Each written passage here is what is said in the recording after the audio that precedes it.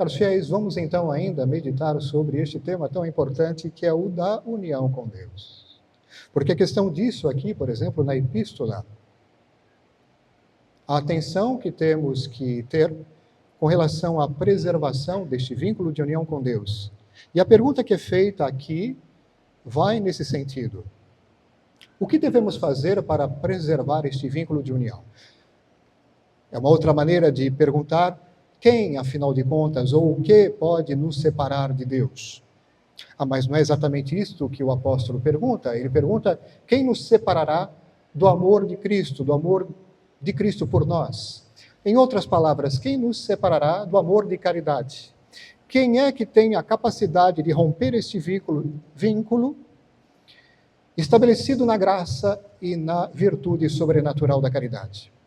Quem é que pode, uma vez estabelecida esta união com Deus na graça, nos separar de Deus? Seria a aflição, a angústia, a perseguição, tantos tormentos, a pobreza, miséria, enfermidade, nudez, perigo, espada? Aí ele diz, não, nada disso. Nem isso, nem os anjos, nem as dominações, nem o presente, nem o futuro, nem potestades, nem altura ou profundidade, nem qualquer outra criatura nos podem separar do amor de Deus que está no Cristo Jesus, nosso Senhor. Nada, nem ninguém pode nos separar de Deus a não ser nós mesmos. É muito importante trazer esse complemento, porque muitas vezes há pessoas que leem esta passagem de maneira incompleta, falseada, dizendo, por exemplo, o seguinte, para seu falso conforto: se uma vez estabelecida a união com Deus, nada pode quebrá-la, então posso fazer o que eu bem entender, pode acontecer o que for, posso praticar as maiores aberrações, por exemplo, que nada disso vai quebrar esse vínculo tão maravilhoso e precioso estabelecido entre mim e Deus. Não, não é bem assim. É claro que este vínculo de graça, este vínculo de amizade, este vínculo de comunhão com Deus, através do qual participamos da sua natureza, pode ser muito bem rompido e rompe-se por nossa própria culpa. Eu vou fazer a pergunta de uma outra maneira, continuando a reflexão. Qual é, caros fiéis, a única realidade? É uma realidade que existe no plano da criação, realidade criada, inclusive produzida por nós, seres criados. Qual é a única realidade que nos separa de Deus? Qual é a única realidade que rompe o vínculo de comunhão com Deus? Qual é a única realidade que nos priva da graça e, portanto, da virtude sobrenatural da caridade que sempre a acompanha, colocando-nos, portanto, em risco real de perda, de condenação eterna? A única, vamos lá, a única coisa. Eu acho que também aqui, nas reflexões, nos sermões, a única coisa é o pecado mortal. A única coisa que nos faz perder a graça é o pecado mortal. Portanto, a única coisa que pode romper este vínculo de união com Deus na graça e na caridade é o pecado mortal. E quem o comete? Nós mesmos. Não é o pecado mortal de outrem que vai causar esta ruptura de vínculo entre mim e Deus. É o meu pecado mortal.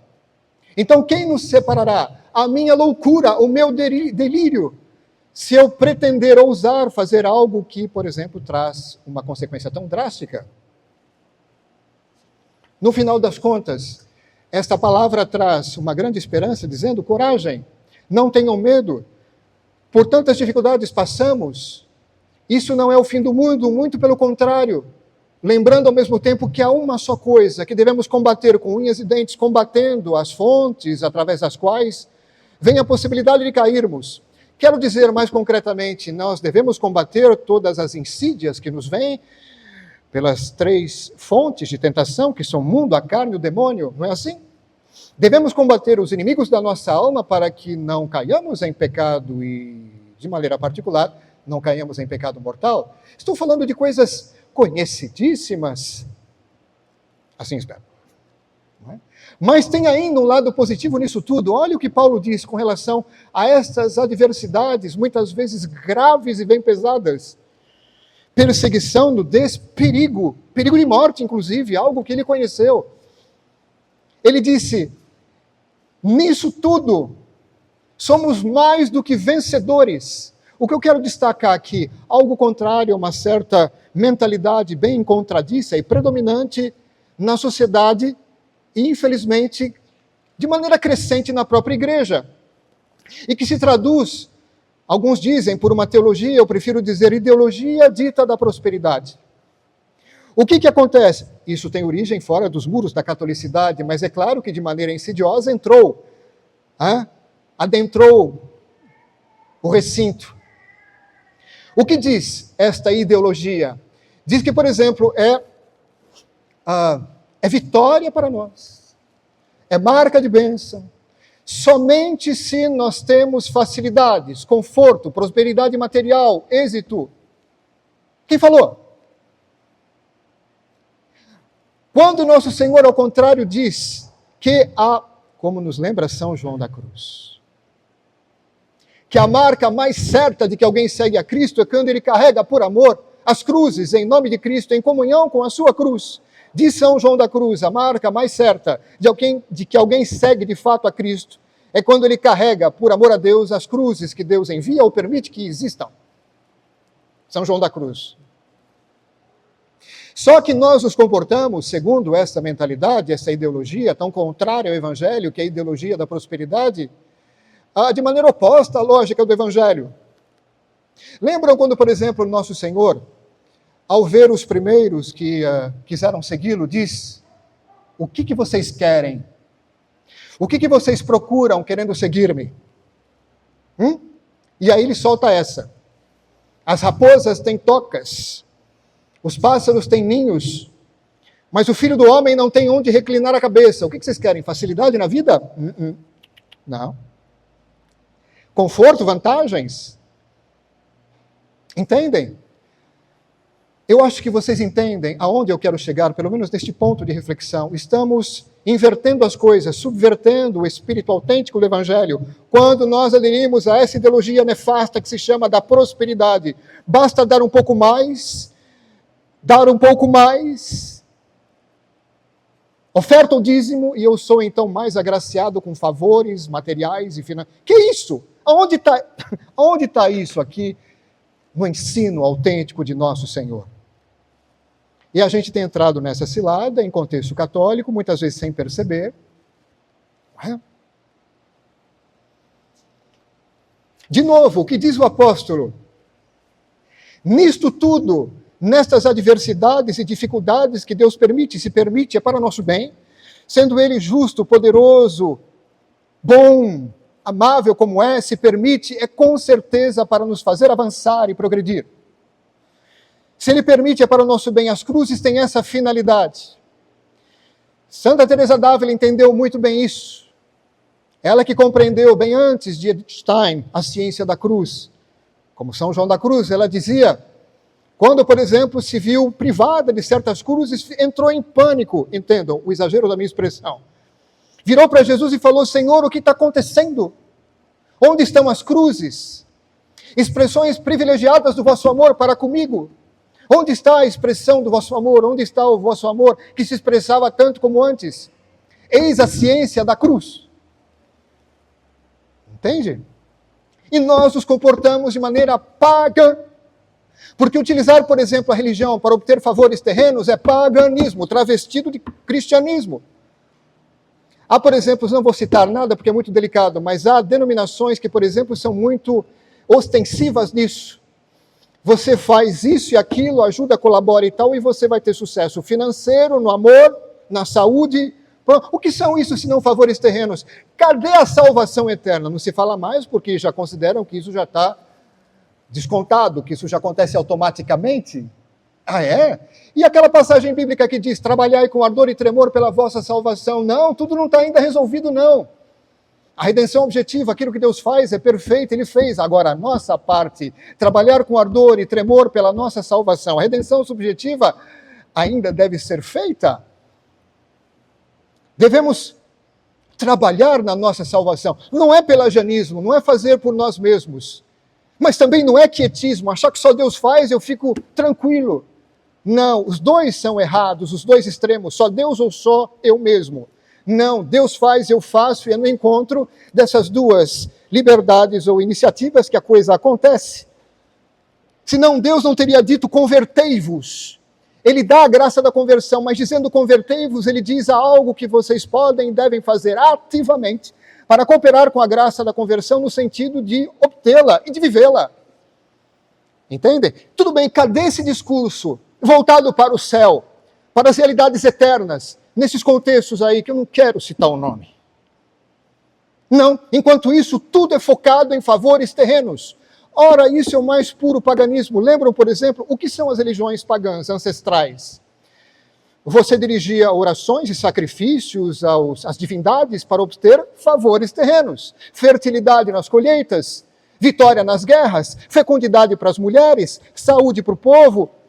É isso. Faça exatamente a mesma coisa que antes, agora com um revestimento cristão. Que perigo! Entende? E aí Paulo, ele aplicaria muito bem a essa atitude hoje, contemporânea, a máxima que nós conhecemos: há por aí muitos inimigos da cruz do Senhor. Vejam, somos realistas aqui, ninguém gosta do sofrimento pelo sofrimento, que é um problema. Gostar do sofrimento pelo sofrimento é uma coisa meio complicada. Ninguém gosta naturalmente do sofrimento, lógico que não. O sofrimento repugna a parte inferior da alma, sempre. Mas quando a parte superior entende a finalidade daquele sofrimento, daquela dificuldade, daquela cruz, como meio de um progresso maior de conversão, santificação e salvação, a parte superior da alma se alegra e fala para a parte inferior: calma aí.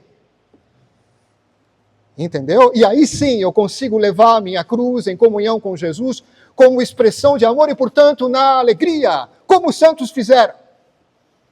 Peguem, por exemplo, São Francisco de Assis, homem voluntariamente miserável, homem voluntariamente desprezado, mas o mais feliz. E as pessoas se perguntam: como é que pode um cara tão desprezado, desculpem a expressão, cara, desculpem. Como é que pode? Simplesmente porque o que importava para ele é essa intimidade com o nosso Senhor, a ponto de desposar a dama pobreza. É toda uma outra lógica. Aquele que de fato, naquela época, pôde, com a graça de Deus, e foi chamado para isso, para renovar a igreja, juntamente com São Domingos de Gusmão, foi por esse meio que ele renovou, desposando dama pobreza, ensinando o que significa morrer para si mesmo. Isso é o evangelho. O grão, se o grão de trigo não cai na terra e não morre, ele fica sozinho. Ora, nós estamos falando disso concretamente. Já estou aqui lembrando para nós a interpretação do que significa cair o grão por terra. Sem essa dimensão tão importante de mortificação, perda, mas para ganhar. Não, a gente só quer ganhar, custe o que custar. Perda para ganhar. Eles aceitaram, os santos, perderem para ganhar. É a famosa história: você encontra, você sabe que tem naquele campo um tesouro preciosíssimo. Você abre mão de tudo, você vende tudo, só para comprar aquele campo, para ter aquele tesouro. Você entendeu, inteligentemente, que vale a pena investir tudo ali. Entende? É tudo o oposto dessa famigerada ideologia da prosperidade. Entendem?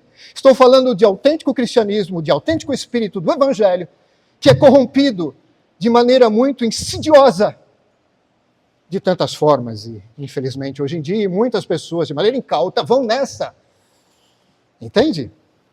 E quantas expressões eu vejo de maneira sutil acontecendo em ambiente católico, e até de uma certa forma, se não totalmente, em parte, em certos ambientes tradicionais.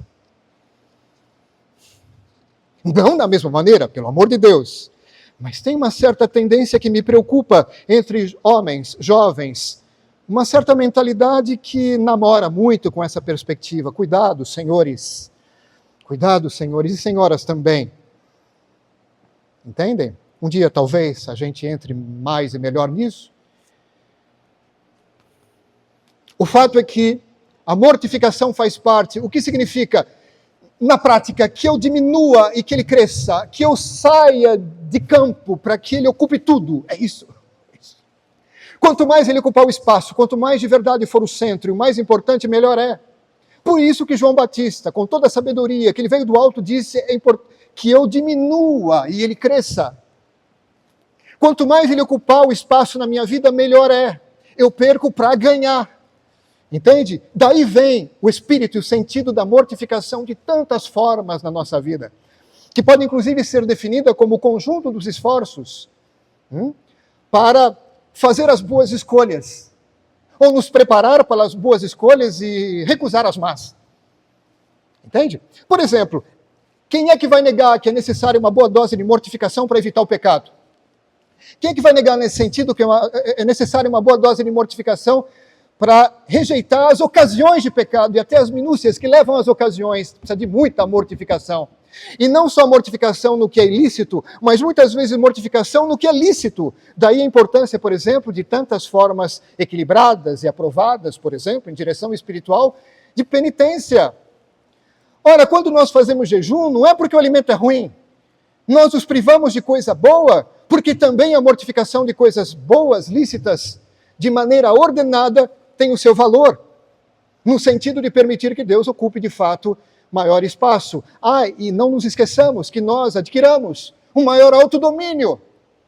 Como é importante nós, seres humanos, fracos, homens e mulheres fracos dessa geração, fracos que somos, adquirir um maior autodomínio perante tantas fortes solicitações do mundo.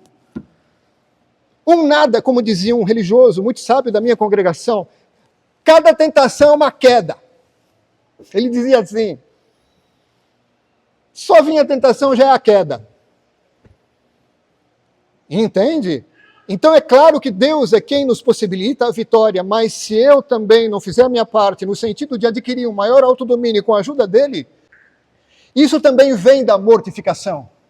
A penitência e a mortificação, além de expiação dos pecados, etc., também tem essa finalidade, aquisição de maior autodomínio. Para quê? Para você se firmar, poder nadar contra a corrente de maneira decidida, resistir ao mal e fazer o bem, aconteça o que acontecer, com um sorriso no rosto, mesmo que te façam careta. Entendeu? Mas precisa de muita graça de Deus e precisa de muita correspondência para deixar que Ele te fortaleça com a tua cooperação ativa. Louvado seja nosso Senhor Jesus Cristo. Em nome do Pai, do Filho e do Espírito Santo.